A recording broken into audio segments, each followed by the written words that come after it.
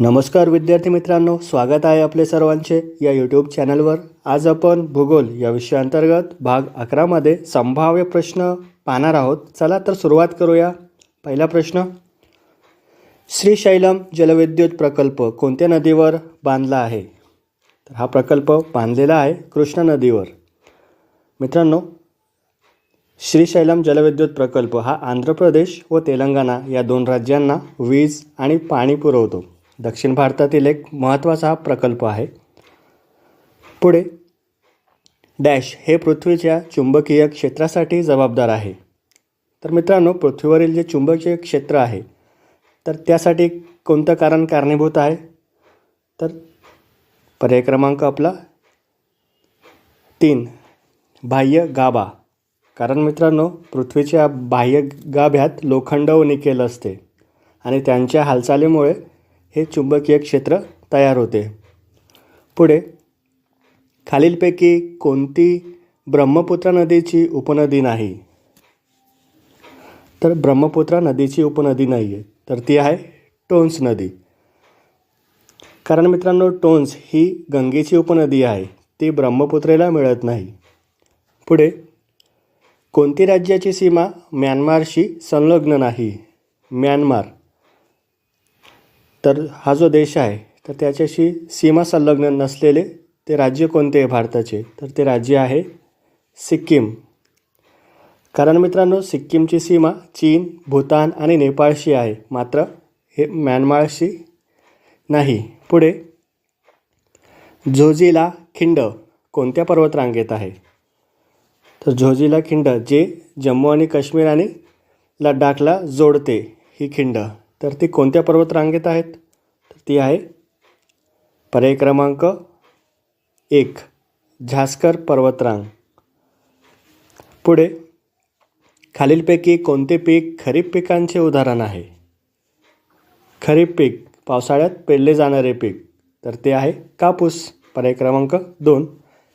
पुढे, खालीलपैकी कोणती नदी अरबी समुद्राला मिळत नाही? पश्चिमेला जो अरबी समुद्र आहे त्याला न मिळणारी नदी, तर ती आहे तुंगभद्रा। कारण मित्रांनो, तुंगभद्रा नदी कृष्णा नदीची उपनदी आहे, ती अरबी समुद्राला मिळत नाही। पुढे, कर्कवृत्त भारतातील किती राज्यांमधून जाते? कर्कवृत्त जी काल्पनिक रेष आहे तर ती भारतातील एकूण 8 राज्यांमधून जाते। तर पर्याय क्रमांक 3 आपला योग्य उत्तर होईल। पुढे, कावेरी नदीवर असलेला भारतातील दुसरा सर्वात मोठा धबधबा डॅश म्हणून ओळखला जातो? कावेरी नदीवर दुसरा सर्वात मोठा धबधबा, तर तो आहे शिवसमुद्रम धबधबा। हा भारतातील दुसऱ्या क्रमांकाचा मोठा धबधबा मानला जातो। पुढे, ताप्ती आणि नर्मदा नद्या खालीलपैकी कोणत्या महासागरामध्ये येतात? तर मित्रांनो, तापी आणि नर्मदा या दोन्ही नद्या पश्चिम वाहिनी नद्या आहेत आणि त्या अरबी समुद्राला जाऊन मिळतात, म्हणून आपला पर्याय क्रमांक 2 हाच बरोबर उत्तर होणार आहे। पुढे, विंध्य आणि सातपुडा पर्वतरांगांमध्ये कोणती प्रमुख नदी वाहते? विंध्य पर्वतरांग, ज्याला भौगोलिक सीमारेषा असं म्हटलं जातं, उत्तर भारत आणि दक्षिण भारत, ती विंध्य पर्वतरांग आणि महाराष्ट्राच्या उत्तरेला सातपुडा पर्वतरांग। आणि मित्रांनो, या 2 पर्वतरांगांमध्ये कोणती नदी वाहते? तर त्या नदीचं नाव आहे नर्मदा नदी। पर्याय क्रमांक 1 योग्य उत्तर होणार आहे। पुढे, धुवाधार धबधब्याचा उगम खालीलपैकी कोणत्या नदीत होतो? धुवाधार धबधबा, तर त्याचा उगम होतो नर्मदा नदीमध्ये। नर्मदा नदीवर हा धुवाधार धबधबा आहे। जबलपूरजवळ हा प्रसिद्ध धबधबा आहे धुवाधार या नावाचा। पुढे, मेट्टूर धरण खालीलपैकी कोणत्या राज्यात आहे? मेट्टूर धरण हा आहे तामिळनाडूमध्ये। तामिळनाडूमध्ये कावेरी नदीवर बांधलेला हा धरण आहे मेट्टूर धरण। पुढे, भोपाळ तलाव त्याच्या काळातील सर्वात मोठा असलेला हा कृत्रिम तलाव कोणत्या शतकात बांधला गेला? तर मित्रांनो, हा भोपाळ तलाव जो आहे तो 11व्या शतकात बांधला गेलेला आहे. तो त्या काळातील मोठा कृत्रिम तलाव होता. राजा भोज यांच्या काळात तो तयार करण्यात आलेला तलाव आहे, म्हणून ते 11व्या शतकात तो बांधला गेला होता. पुढे कोयना, तुंगभद्रा आणि भीमा नद्या हे डॅश या नदीच्या प्रमुख उपनद्या आहेत. तर मित्रांनो, या तीनही नद्या कृष्णा नदीच्या उपनद्या आहेत, म्हणून आपला पर्याय क्रमांक 2 योग्य उत्तर होईल. पुढे खालीलपैकी गोदावरीची सर्वात लांब नदी कोणती? मित्रांनो, दक्षिण भारतातील सर्वात लांब नदी आपल्याला माहीत आहे गोदावरी नदी. मात्र त्याची सर्वात लांब उपनदी इथे विचारलेलं आहे. तर गोदावरीची सर्वात लांब उपनदी आहे मंजिरा नदी. पर्याय क्रमांक 4 योग्य उत्तर होईल. मंजिरा नदी ही गोदावरीची सर्वात लांब नदी आहे. ती महाराष्ट्र आणि तेलंगणा राज्यातून वाहते. पुढे भारतात कोणता प्रदेश मान्सूनपूर्व हंगामात नॉर्वेस्टर अनुभवण्यासाठी ओळखला जातो? तर तो आहे पूर्व भारत. नॉर्वेस्टर वादळे हे पूर्व भारतात येतात. विशेषतः पश्चिम बंगालमध्ये त्याचा प्रभाव असतो. आणि मित्रांनो, पश्चिम बंगाल आणि आसपासचा जो पूर्व भारत आहे तेथे एप्रिल मे महिन्यात जोरदार वादळी पाऊस पडतो. त्यालाच नॉर्वेस्टर असं म्हणतात. पुढे थार वाळवंटाचे वर्गीकरण खालीलपैकी कोणत्या प्रकारात केले जाते? थार वाळवंट तर त्याचं उपोष्ण कटिबंधीय प्रकारात त्याचं वर्गीकरण केलं जातं. पर्याय क्रमांक 2 योग्य उत्तर होईल. येथे कमी पाऊस आणि उष्ण हवामान असते.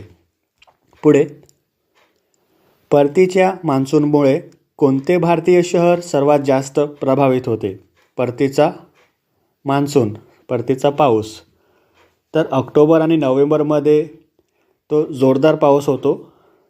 तर कुठे मित्रांनो?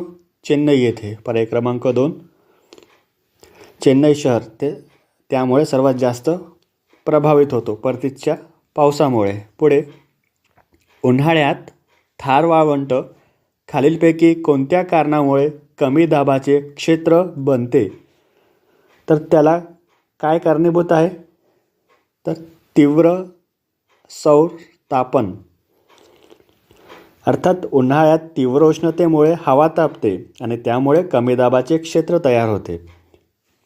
पुढे मोसमी वारे डॅश असतात. तर मोसमी वारे हे ऋतूनुसार दिशा बदलतात, म्हणून ते हंगामी वारे असतात. पुढे चंद्र व पृथ्वी यांच्या व्यासाचे गुणोत्तर किती आहे? तर मित्रांनो, याचे व्यास जो आहे तर तो आहे 1/4. पर्याय क्रमांक 3 योग्य उत्तर होईल. म्हणजेच पृथ्वीचा व्यास हा चंद्राच्या व्यासाचा सुमारे 4 पट आहे. पुढे खालीलपैकी कोणते वेळेचे एक नैसर्गिक एकक नाही?